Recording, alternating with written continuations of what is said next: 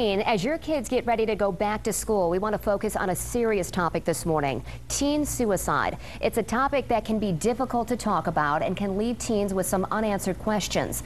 This morning, we're joined by Christy Buck from the Mental Health Alliance. So, Christy, unfortunately, bullying and teen suicide, they go hand in hand, and we've been hearing a lot about bullying and teen suicide in West Michigan. What do we need to know, and what are the signs that your child is getting bullied at school? Well, what we know is that if kids don't want to ride the bus, if they don't want to go to school, a lot of stuff has to do with their eating habits. Are they eating? Because all of that leads back to really the signs and symptoms of what depression is too.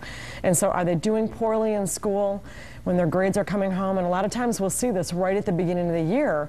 And that's where parents really have to look and check it out if they are doing poorly.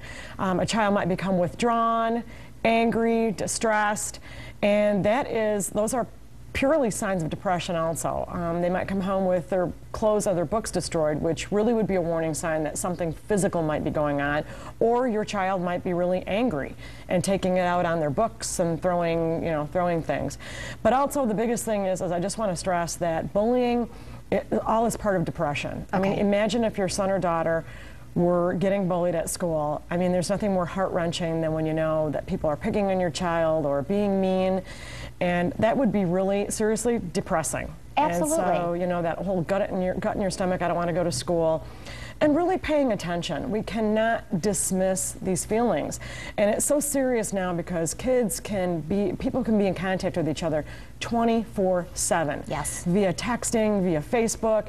In school, it can be horrific, but we know that schools are on top of these right now. They want to have a great environment in schools. They want their kids to learn.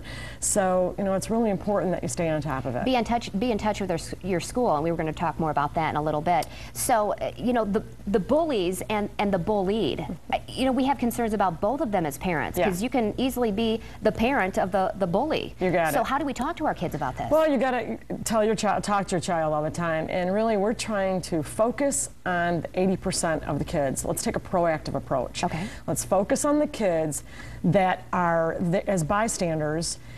We need to encourage those kids. Stand up for other kids. Invite kids to sit with you at the table. Remember what it feels like to be alone. New kids at school, be kind to them. And the whole thing, that message needs to penetrate to those 80% of the kids. And then the 10%, those bullies, get shut down. Yes. And the 10% that are being bullied feel better because people are helping them out. Don't join in. Reinforce our kids to seriously be good kids, be nice. It's complicated, but it kind of boils down to this. It really does. Be nice. It is, and it's so much bigger. The Be Nice campaign is so much bigger than just being nice. Okay. It's really observing, taking into consideration how you act has a pure effect on how someone thinks, acts, and how they feel. Christy, we're going to talk more about it in our next half hour. Great. Brett? Well, Christy started a big campaign in West Michigan in the fight to reduce the growing number of teen suicides. At 6:50, we'll be talking about her Be Nice campaign and what it's doing to help kids. And tomorrow on Daybreak, we're covering two very different back-to-school topics for you. We'll be having a doctor in our studio to break down how much sleep your child should be getting. They need more than you think. And then we'll be speaking with an insurance agent about what you need to know and to discuss with your own insurance agent as your kids head back to college. Went really good. Welcome back. Unite to be nice. Bullying is a real issue in our schools here, and this morning I'm joined by Christy Buck. She's with the Mental Health Foundation.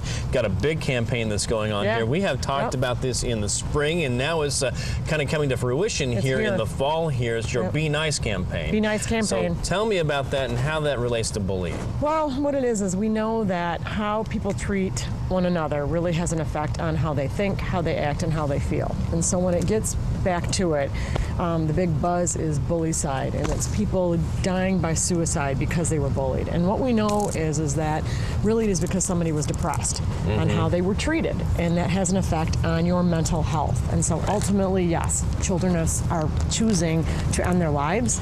It's not going to happen. And so we've got to focus on a proactive approach, which is to be nice.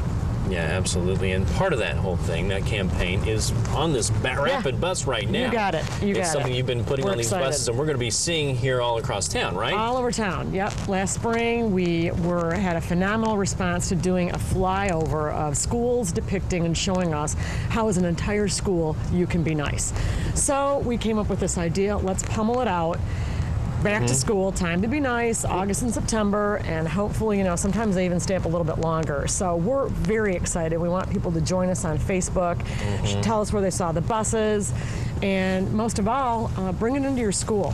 Bring it into your school. If we can get this community-wide, it would be absolutely amazing. Well, if you want to do that sort of thing, and people do respond to this request that you're making now, how do they get involved? They can get a hold of us.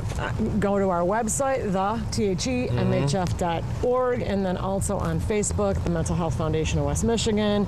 Tell us you want to bring this into your school.